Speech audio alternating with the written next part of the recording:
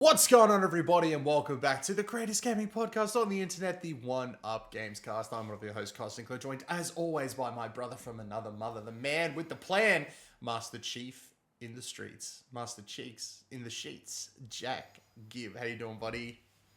Doing great, mate. And I'm doing better now because we just discussed, like, oh, what should we talk about in this podcast? We've riddled off a few things. Oh, let's chat about this. Let's chat about that. I feel like we should cover GTA as well. Yeah, okay, yeah, let's get that out of the way now, because I feel like, have you seen this guy trending on the internet? Because he managed to make a 1 hour, 35-minute video on that trailer. Jesus. Yeah.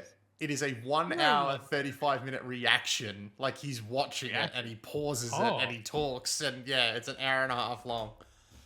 Nah, good on you, I say. Mate. Because people like that have been waiting for this longer than you and I have, you know what I mean? Dude, I haven't watched it, but I'm like, I rewatched the trailer after I found that out, and I'm like, oh, what's he talking about? Like, I feel like I could make an hour video just pausing every time the main character's, like, butt is on screen, because that happens a lot. I didn't realize how much until I've seen people online talking about it.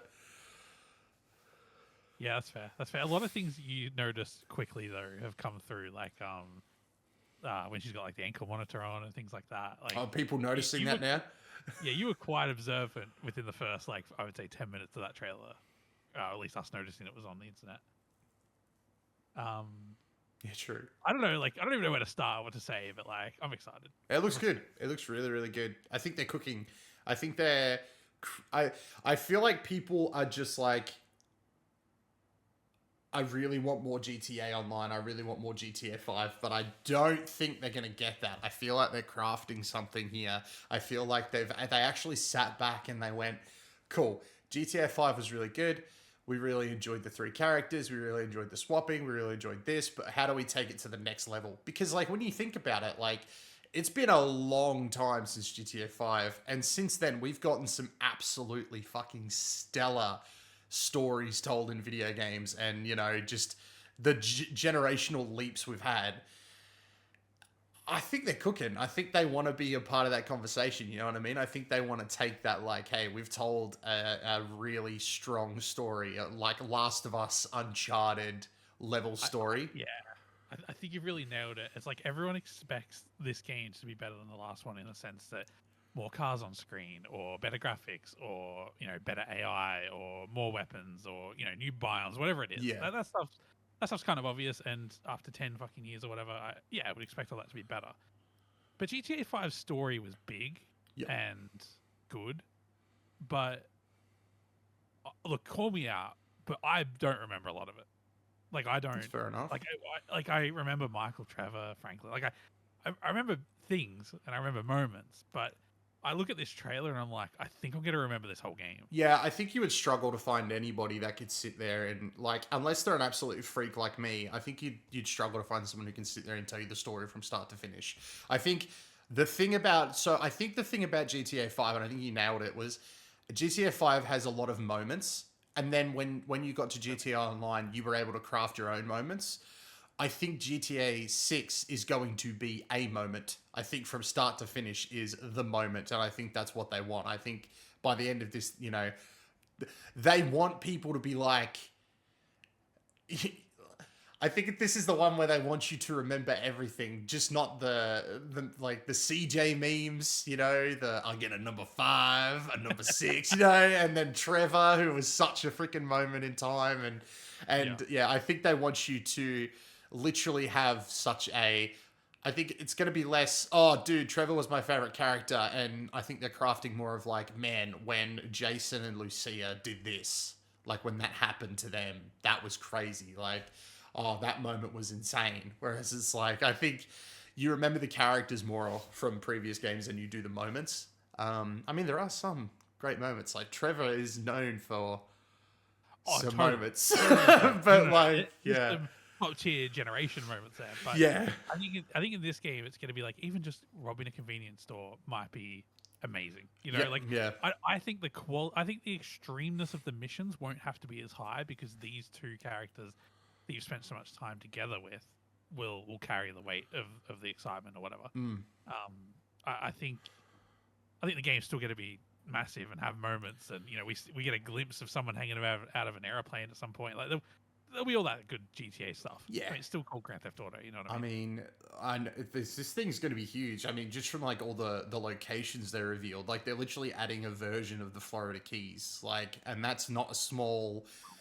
Like the Florida Keys could be a map in a video game on their own. So I feel like they're really turning this into like not just like it's like a cross-country sort of adventure, you know what I mean? Like it's like they're adding some major biomes like canyons, swamp areas. Like they are taking not just that, like they're taking not just Vice City. They're not just taking their version of Miami. They're creating their version of Florida. Like we are getting a state as opposed to a city, I feel, this time around. And that in itself is gonna like, it's going to be insane. I think Sony people, I think the thing that's going to happen this time, right, is and it happened last time, right, when GTA 5, when you finished GTA 5, so many people were like, oh man, what like, I know it's going to be a while, but when we get 6, it'll be crazy to see what they can do. I feel like when we finish this one, it's going to have a moment of, I don't actually know what they could do. Like, I think we've done, I think like we've hit the peak. Like, you know what I mean? Like, yeah, I mean, and honestly, I hope it comes out. I hope it bangs. I hope it's amazing because then that just nails the hammer home, hammers the nail home that good video games and development, it takes time.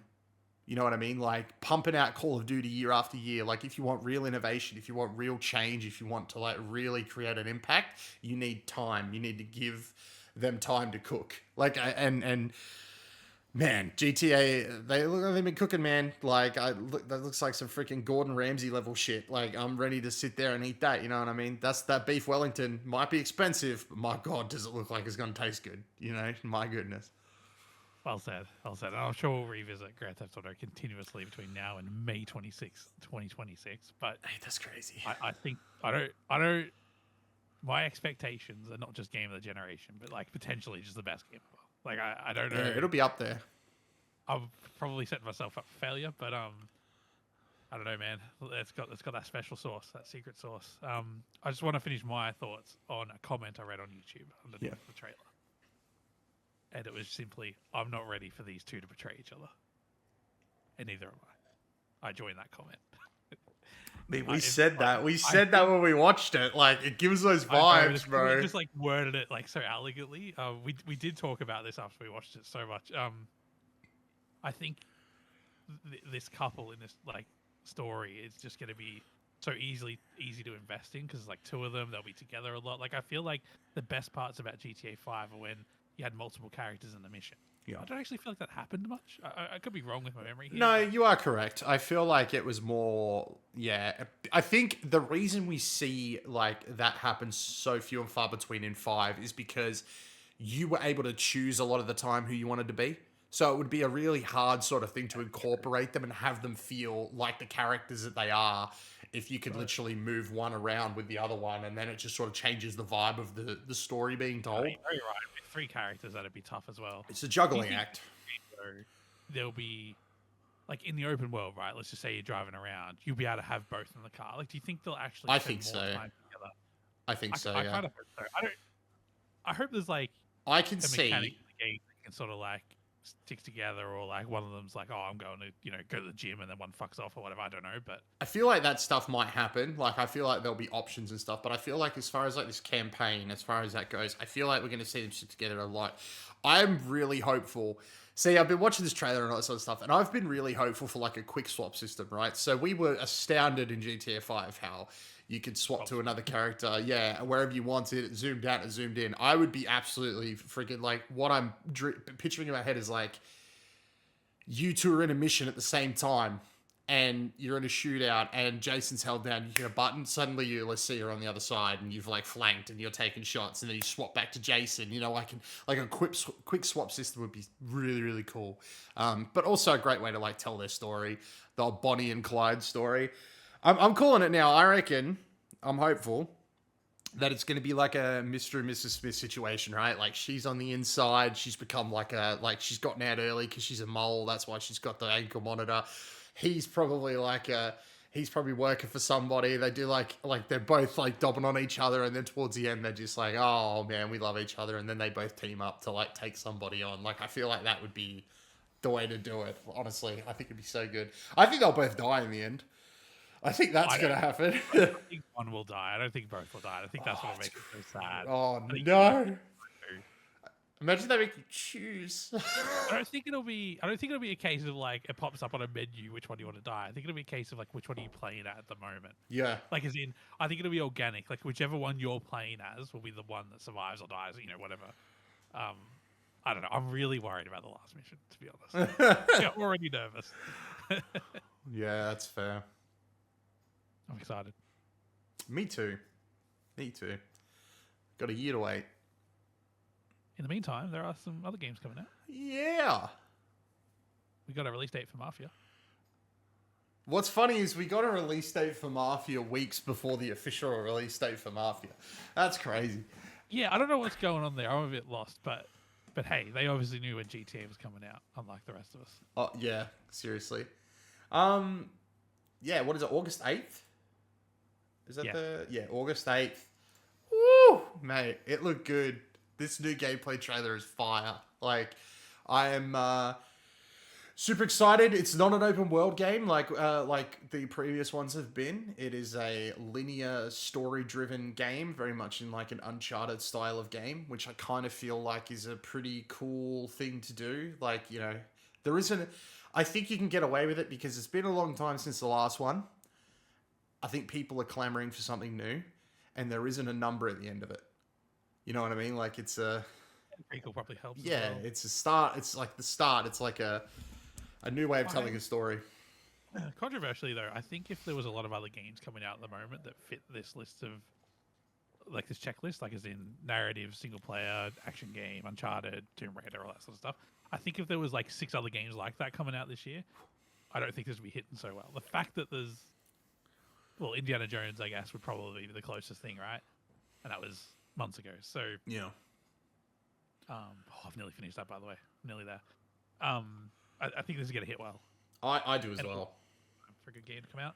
I watched a trailer just before, like 20 minutes ago. I watched that trailer, right, and I had lots of good thoughts. It looks great. Graphics great. Gunplay great. Story looks great. Interactivity, all the good stuff. All right. But I've finally figured out who I want to make the John Wick game. And it's Hangar 13. Oh, really?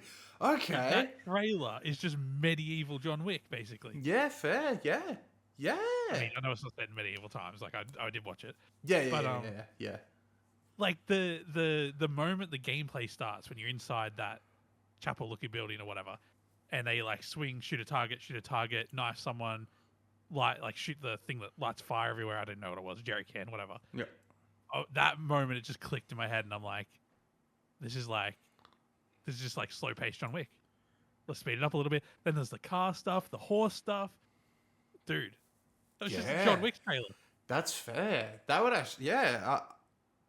If this comes out and it pops off and it bangs and they're good at telling like an Uncharted style story, I'd love that for John Wick. So John Wick, because it's funny. John Wick's story is so equally shallow and deep. Yeah, you know, like his dog dies, very shallow.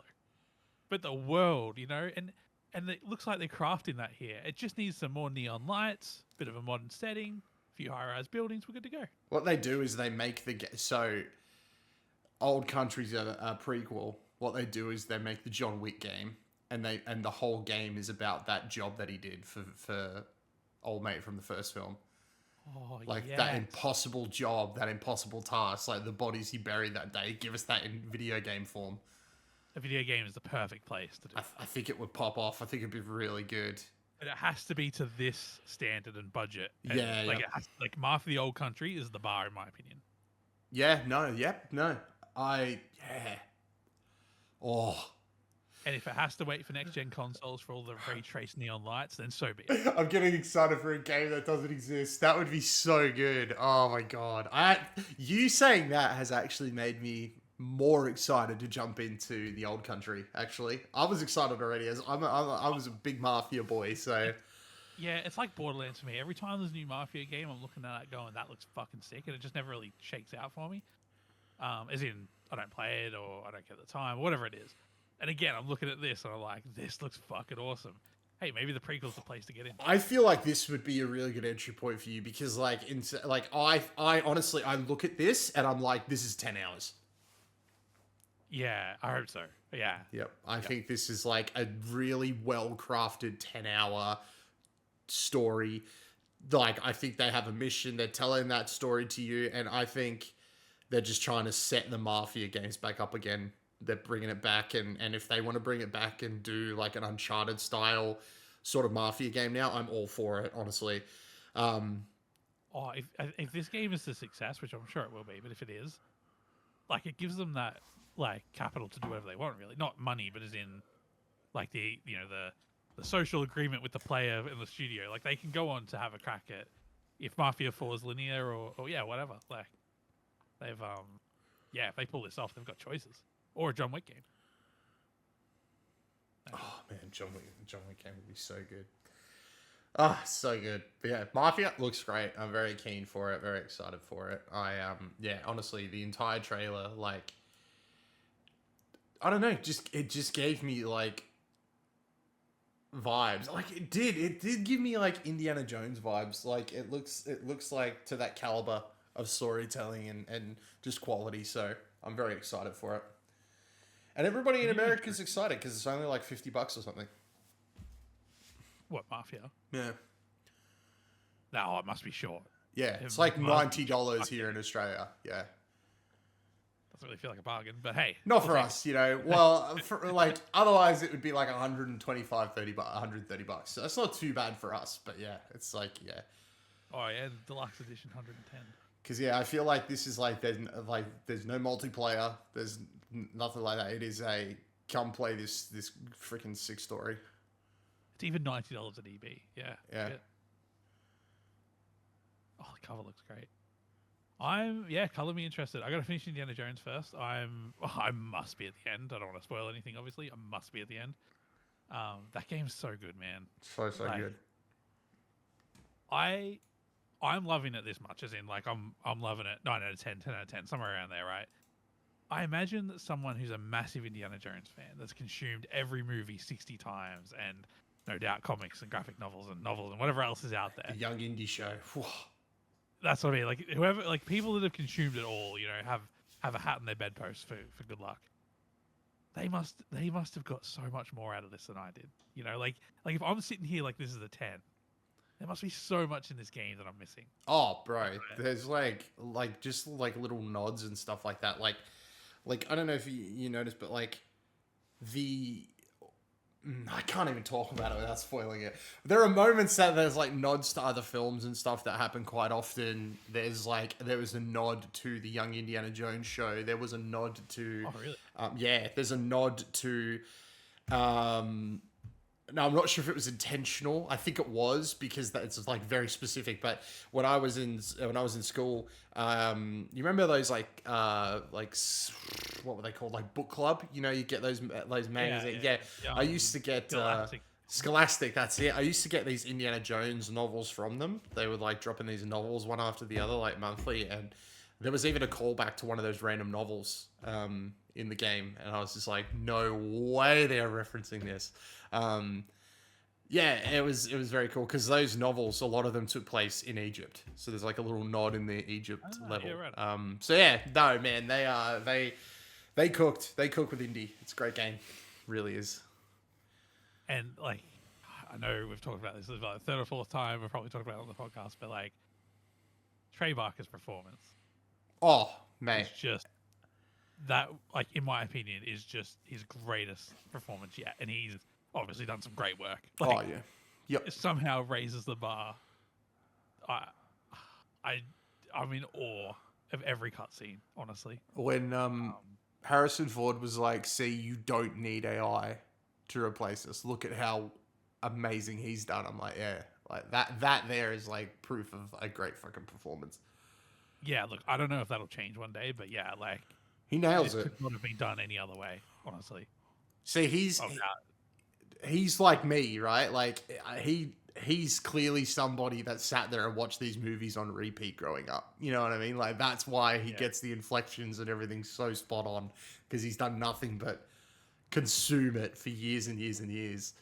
So I honestly, and look, I haven't been looking for a fault. Don't get me wrong, but like I can't name one. I can't. There's not one time where I'm like, oh, that's a bit out of character. Nope, no. It's honestly, it's just perfect.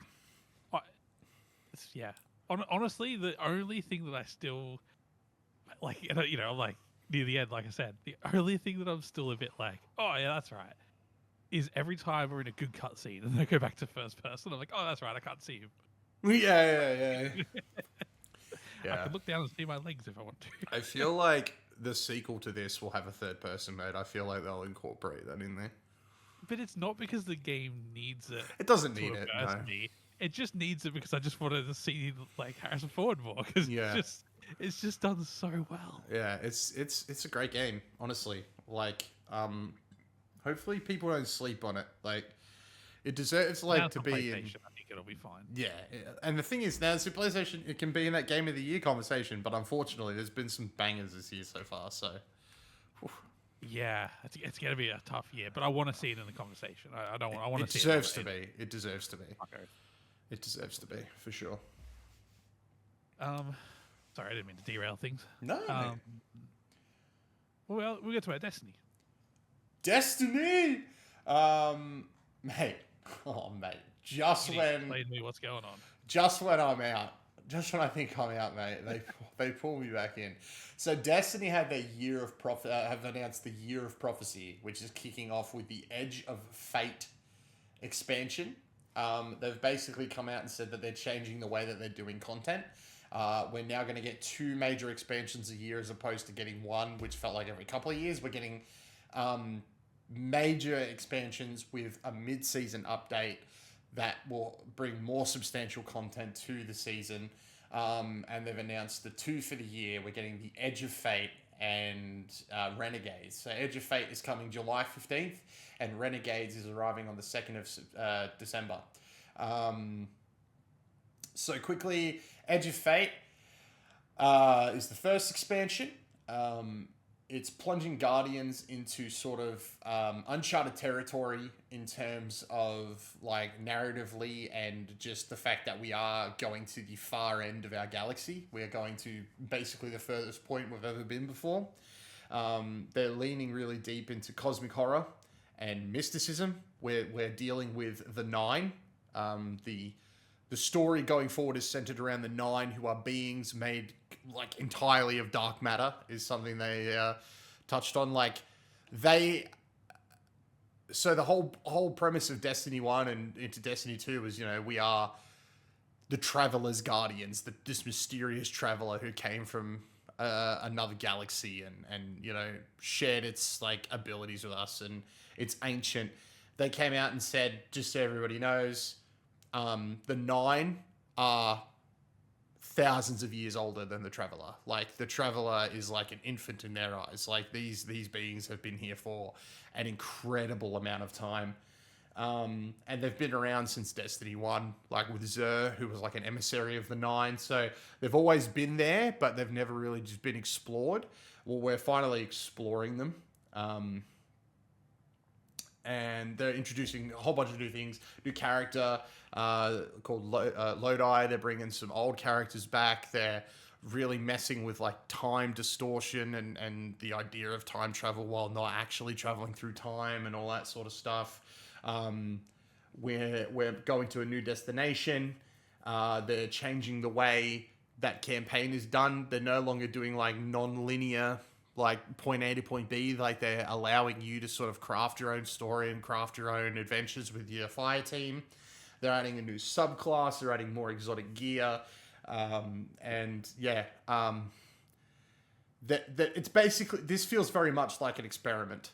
Like, it's very much like, we're going to try some new things. We're going to see what sticks. We're going to see what the players enjoy. And then we're going to try and craft new experiences going forward. They're kind of really stepping away from the first sort of like the light versus darkness saga. Like, that's done now. They've said it's done. They're moving into the next step.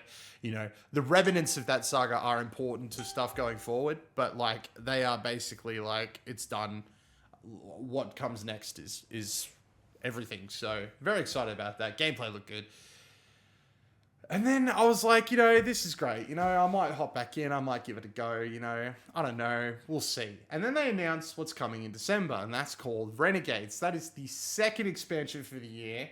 And my God, they were like, oh man, they were like, oh, you know, we're second expansion's taking inspiration from a universe that we all grew up with and we all love. And my dumbass was watching this. They did a reaction. You can watch it up on YouTube now. You can go check out a short on One Up Kyle. Was literally, I'm like, are they talking about Halo? I'm like, they must be talking about Halo. You know what I mean? Like, Bungie is finally going to do something with Halo again. You know, there are references to Halo in the Destiny universe and all that stuff. Like, there's references to Marathon in the Destiny universe. So maybe it's Marathon, but I was like, maybe it's Halo. They're doing it, man. Destiny 2 is going full on Star Wars. They are bringing in a new desert world inspired by Tatooine. They're bringing in they're bringing in a lightsaber. They're bringing in like Han Solo's blaster. They're bringing in armor. They're bringing in like they are going absolutely fucking mental with Star Wars stuff. And the thing that's actually like insane to me is they've come out and they're like, just so everybody knows, this is completely canon to the Destiny universe. Like, everything happening in here is, like, canon to our universe. Like, whatever stories we tell, whatever weapons we use. I'm like, you're bringing in a lightsaber. A lightsaber? Like, Fortnite won't even do that. That's crazy. Yeah, it's mental. So, yeah, it's basically... It's not just cosmetics. It's like a full-blown crossover event. Like, it's mental. So yeah, it's set on a desert world, heavily inspired by Tatooine. Now, Renegades, the name Renegades is tied to the fact that they're introducing a rogue Guardian faction wielding this experimental light-forged weaponry. So this experimental faction, these Renegades, are the ones using the Star Wars inspired stuff, the lightsabers, the pistols, the armors, and all that sort of stuff. Like, they are a subsection of Guardian that are not taking orders from anybody. And I'm kind of like, let's fucking go. Like, I want to be a renegade. Let's go. Like, I'm very, very excited about this one. Very, very keen to jump in. And just like, Star Wars is very special to me. So to like know that like Destiny, like they'd literally just done a little crossover earlier in the year where it was last year where it was a couple of Stormtrooper armor sets and stuff. So there's precedent for it, but I was just not expecting a full-on Star Wars crossover. And when that happened, I was just in shock. It was crazy. And canon to the story, like having the oh my god, experimental Guardians and stuff. Oh, that's so sick, bro! The Renegades. Nah, it's freaking sick. I'm very, very excited. They also announced a collector's edition as well. I need to bring this up as a collector's edition haul bag. It's pricey for a collector's edition in the States. It's like $275 in the States, so it's going to be pricey for me. But in saying that, if you're a Destiny fan and a collector, this is the way to go, in my opinion, because it comes with both expansions. So you get access to all the content, all the paid stuff. There's a bunch of free stuff. They've definitely moved into a more free-to-play sort of way, but like you'll get access to both expansions. You'll get all 4 season passes for the year. You'll get the 2 dungeon keys for the 2 dungeons that drop. And you'll get a whole bunch of other digital stuff. And physically, you're going to get a star map of the Nine's Realm. And there's a special artifact from Lodi. And as well as a massive statue, which features the Guardians as they were depicted at the start of Destiny 2 during the Red War. So it was like the armor sets and stuff before the tower fell. I feel they're like in bronze. It's kind of like a little bit of like a keepsake, a way to say goodbye to the older version of Destiny as we move into this new saga and this new way of playing the game. So yeah, very, very cool. And according to the story director, she was awesome, by the way. She was my favorite. She was just so bubbly and happy, and it was so cool.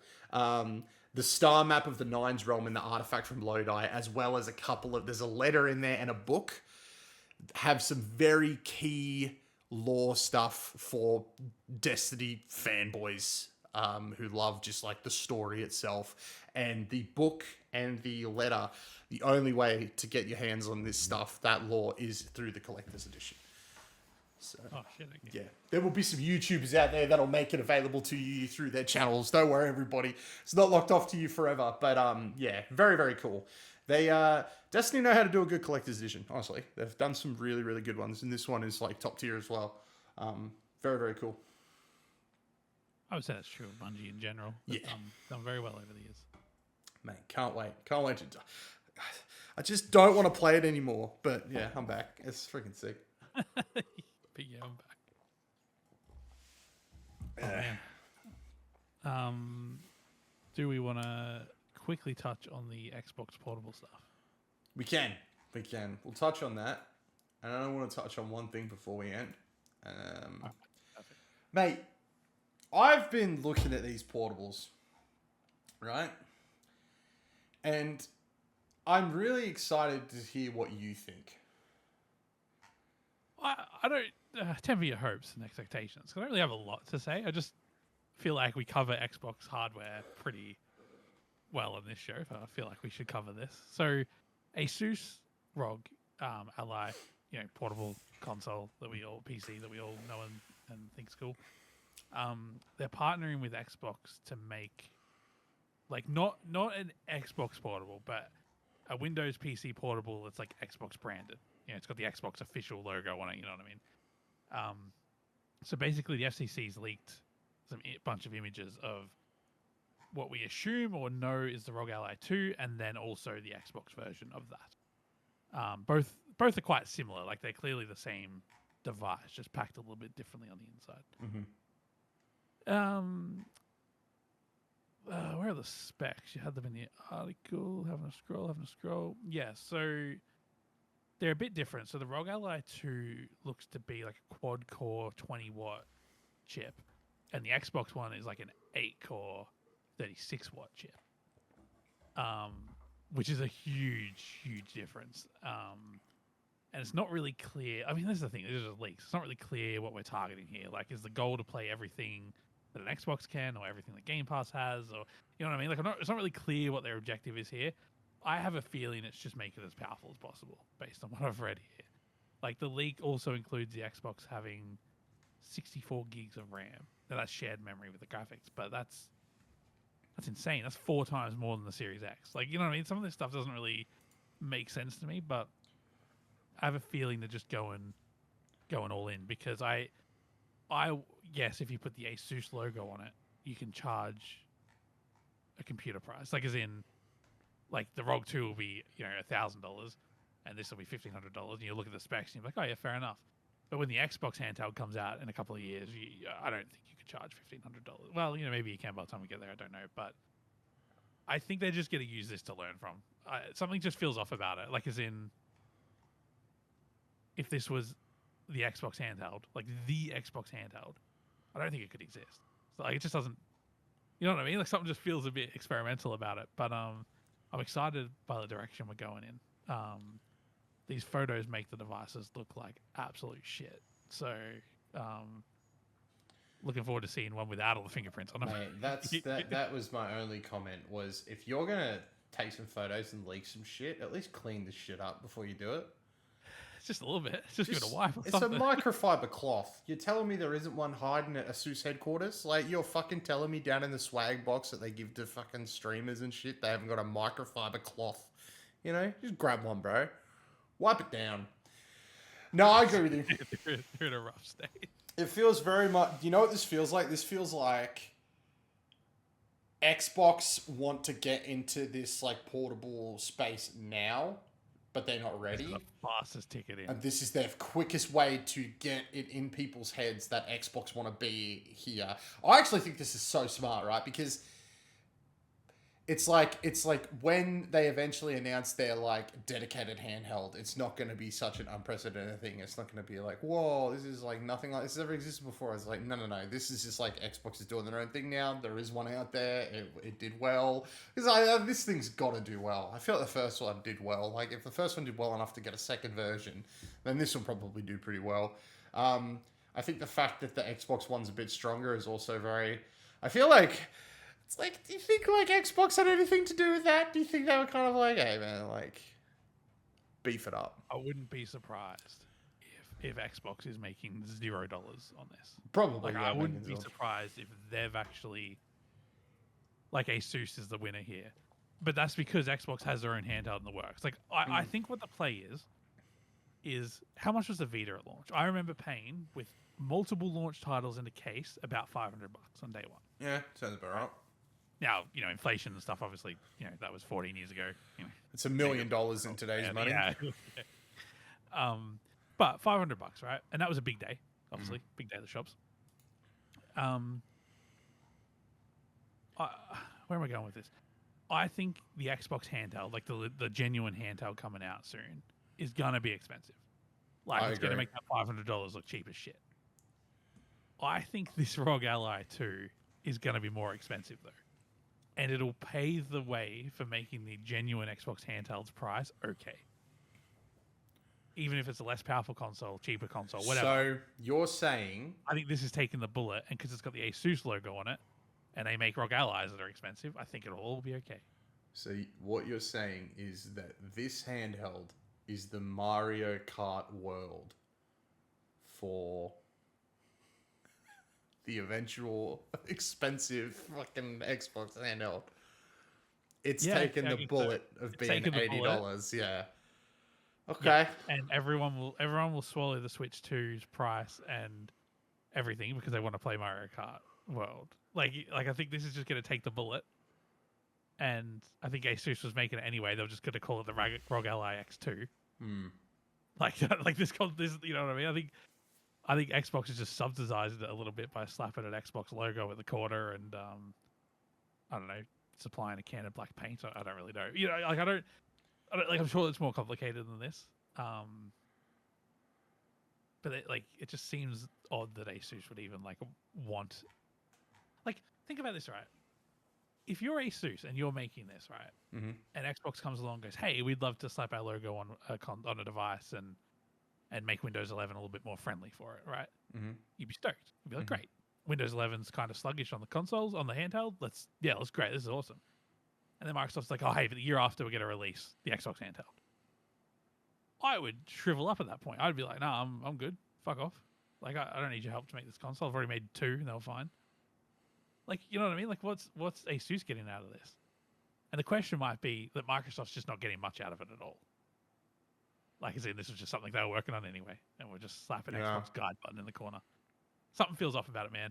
Not complaining, not negative. I'm just saying that, like, I don't think we should be... I think we should be excited about the improvements to Windows 11 more than this console existing. That's where I'm at.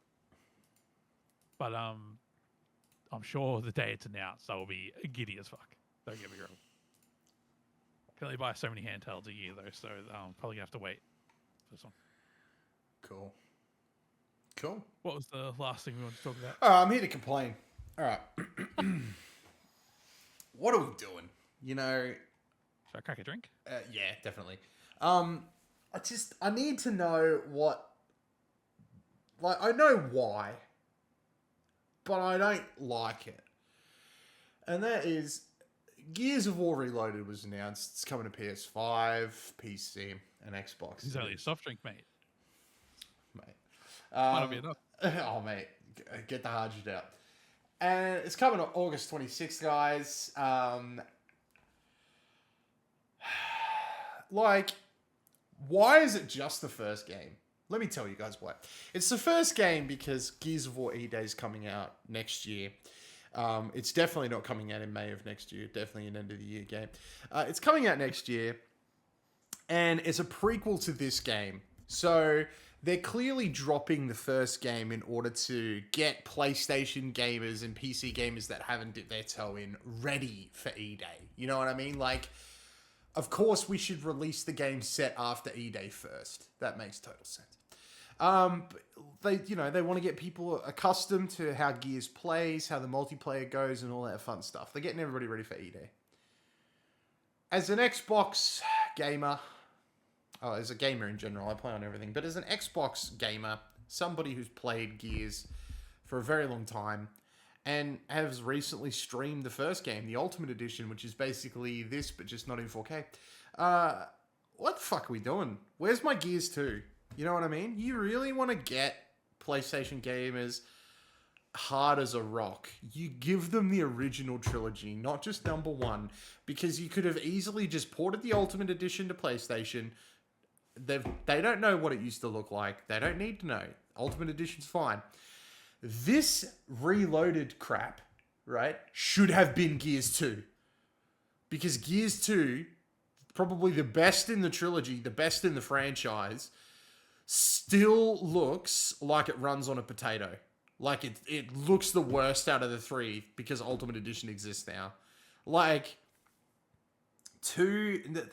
what was the other game? There's another game that's, like, stuck in hell. I can't remember what it was. But, like, I don't know why we're going back to 1 again. Like, I guess, like, does this mean we're going to get 2 and 3 eventually after E-Day? If that's the case, that's such a long way away. Why are we not just Master Chief collectioning it? Why are we not just getting the Phoenix collection? I'm so confused as to what the hell's going on. Like, I understand why E-Day exists. E-Day exists because Xbox are making their push to release games on everywhere, you know? Everything's an Xbox. So you want a game that will go back and explain the origins of the Gears franchise before you come out with, well, hopefully come out with Gears 6, which will end the second trilogy before we start a new trilogy. But it's like, for us Gears gamers, for us Gears fans, you're just selling us the first game again. Last of Us. You know what I mean? Like, you're just repackaging part 1 again. Last of Us. And just, like, shoving it down our throat again. You know what I mean? Like, it's a very PlayStation move. I don't like it. I'm sick and tired of playing the first Gears game. I was really keen for us to play 2, Jack, but it looks like we're never gonna get there because they just keep re-releasing the first game, Last of Us, and I just don't know what to do. I think you've nailed it. Like, the first game didn't need redoing. It really didn't. You could have ported Ultimate Edition to PS5 easily. Yeah, because the thing is, they put all this effort into the Reloaded, and on Xbox and PC, if you have the first remastered one, or whatever the fuck it's called, Ultimate, I can't remember. I'm losing track. Yeah, Ultimate Edition. You get it for free. Like, you get a free upgrade to this. Yeah. It's in Game Pass. And it ran fine. It ran really well. Flawless, I would say. It even added stuff that wasn't in it added the extra stuff that wasn't in the original game as well. Like the extra chapter and everything was added in. So it's like it was the way to play the first game. I really feel I would be way more hyped about this if it was Gears of War 2 Reloaded. Gears of War 2 is like, it would have just been, and it's not just because we're ready to play 2, it's because 2 is, in a lot of people's opinion, the best in the franchise. It tells some of the most emotional story beats in the entire franchise. Like, 3 doesn't hit as hard without 2. You know what I mean? Like, 2 is the one. And I just, like, there's nothing wrong with Gears 1. It's great. And I'm going to play this. Like, I'm bitching a lot, but I'm going to play it. I don't know, man. Like, if they'd said, hey, Gears 2 is back with the multiplayer, you know, with Horde mode, it's all here, reloaded, built from the ground up, 4K, you know, we're adding in the extra chapters into the main story, like, all the DLC is here, I would be sitting here, like, so fucking excited. I'd have been sitting here going, bro, GTA 6 looks great. Gears 2 Reloaded is coming out. Holy fuck. You know what I mean? Like it would be such a moment. But, I mean, nothing against Gears 1. What I would have done. Hey, what I would have done if I was in charge. Because I think the thing is, we've got to remember, when these games are coming to PlayStation from Xbox, there is money available. Like, as in, you can spend money because you know you're going to make money. Like Xbox games on PlayStation are selling insanely well. Mm. So I think you got some money to spend, right? And I think if I was doing this, yep, E-Day is coming to PlayStation. Pretty sure about that. We want PlayStation players to have access to some Gears before then, so that they're keen, excited, and know the story. That sort of good stuff. Yep, that'll make sense to me. Now, how much money do you spend on the first game? Because it runs fine, the Ultimate Edition. Just need to port it. It's on Unreal Engine. Wouldn't be that hard. But is it so old that it's going to put people off E-Day? I don't think so. But let's say the decision's made. Nah, we're gonna go with the 4K, 120 hertz. All that cool bells and whistles, right? Great. I think what you do is you announce a collection. But what I would do, and no one's done this to my knowledge. I think they should start doing it when they're re-releasing shit. That is. I reckon you go, hey, we're going to release the collection. You can buy each game individually if you want for $30, $40, whatever it is, or you can buy the collection up front. However, we'll be releasing a game a month. So Gears 1 in August, Gears 2 in September, Gears 3 in October, and hell, let's chuck that other weird game in for a bonus at the end before Christmas. Judgment's good, yeah. Or whatever. That's how I would do it. And then in the new year, you go, hey, we're going to do Gears 4 and 5 as well. And we're going to chuck them into the collection. Got to pay, an extra $10 on top or whatever. That's how I would do it. I would just make it like the year of Gears leading into E-Day. Yeah. And people can play, people can just buy the first one if they just need enough to get into E-Day. Or, hey, here's the collection. Because I think that would then give the developers a bit more time to polish up 2 and 3 as well. Maybe even if there's a 2-month gap between them, I don't know. It's just the fact that they've just re-releasing one again. And I don't know if that's because we've played it, and like yourself, probably played it 80 times. I don't know if we're just a little bit. It's like biased. This is not sure, but even as a PlayStation player, you'd want them all, wouldn't you? Yeah, honestly, this is the equivalent of like if Halo 2 Anniversary didn't exist, this is like releasing Combat Evolved again. A remake of Combat Evolved again, and just leaving the other two behind. It depends. Yeah, because it's a remaster. I agree with the point. I think Combat Evolved is so old it really needs a remake. But that does, yeah. But yeah, another remaster wouldn't help us at this point. No, we're done. Yeah, honestly, look, what they should have done is they should have announced Gears of War 2 Reloaded for August and dropped Ultimate Edition on PS5 that day for people to play Ultimate Edition, and then Gears of War 2 launches, and then get the announcement at Thingo that E-Day's coming next year in October. But start of next year, January, you get Gears of War 3 Reloaded. Yeah. Yeah, and then you can simply just call them all Reloaded. Gears 1 Reloaded, Gears 2 Reloaded, Gears 3 Reloaded. And then you can literally be like let's say Summer Games next year, you could be like, all right, you've played the Reloaded games, well, boom, here it is, the Marcus Phoenix collection with the 3 games Reloaded, Judgment being added in there. That's just a port of Judgment. And then Gears, what's it called? Gears 4 and 5 coming after E-Day. Yeah. And just make it clear, you don't, E-Day will be fine without them, or, whatever. Yeah, E-Day's, set before everything, online's fine, yeah. But, yeah, 4 and 5 will come after E-Day. If you're still raring and ready for some Gears after you finish E-Day, well, 4 and 5 will be coming a few months later. I feel like we haven't talked about this enough. But if we think about... I actually, no, I did talk about it with Forza, but... Sea of Thieves, Forza, all those games that are coming to PlayStation. I feel like Xbox is doing it in almost always the worst way possible. Yep, I agree with that. Forza Horizon being full priced and having early access and things on PlayStation. I mean, the game's been out for 4 fucking years. Sea of Thieves has been weirdly $50 forever, and on PlayStation it's I think it's still $50, but then it's the premium edition, the deluxe edition. No. That's a 10-year-old game. Just release one code. $50 is already steep enough. Yeah. You know what I mean? I just feel like they're kind of milking it. And to be fair, people are doing the milking. It's in that they're selling, but this just kind of feels like the worst way they could do it. Gears on PlayStation I'm all for, but this, I don't know, this feels like a bit of a shit way of doing it. Whereas Indiana Jones, I feel like they've handled pretty well. Like a timed exclusive, I feel like that's fine. Yeah. Like it's a brand new game, and not new IP is not fair to say, but it's a new start of a franchise or whatever.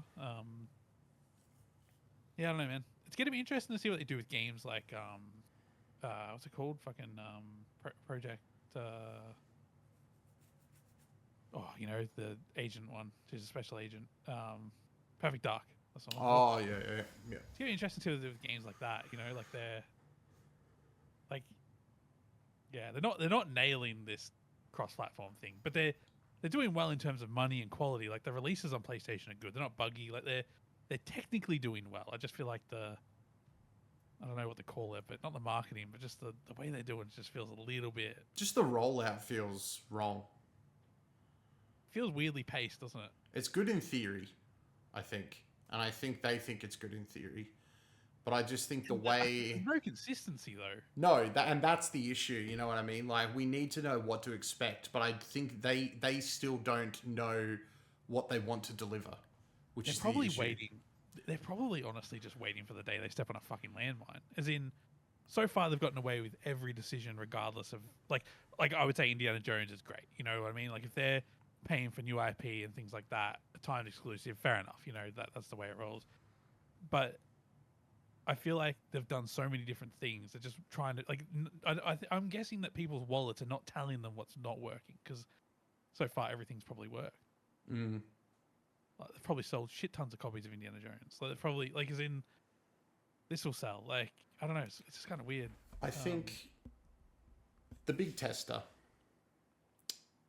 if they really want to know what works, it's time to release probably one of their biggest games that they had in the last couple of years on PlayStation. And I think the sales there will tell them if they're doing the right thing. Time to drop Redfall onto Sony's console, and we'll just see how well it does.